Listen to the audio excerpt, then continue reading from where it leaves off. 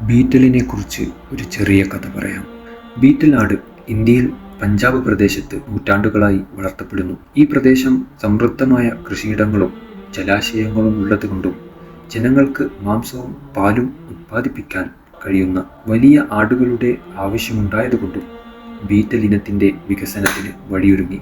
നൂറ്റാണ്ടുകളായി പ്രാദേശിക കർഷകർ അവരുടെ ആവശ്യങ്ങൾക്കനുസരിച്ച് തിരഞ്ഞെടുക്കപ്പെട്ട ആടുകളെ ഇണചേർത്ത് സ്വാഭാവികമായി ബീറ്റൽ ജാതി വളർന്നു.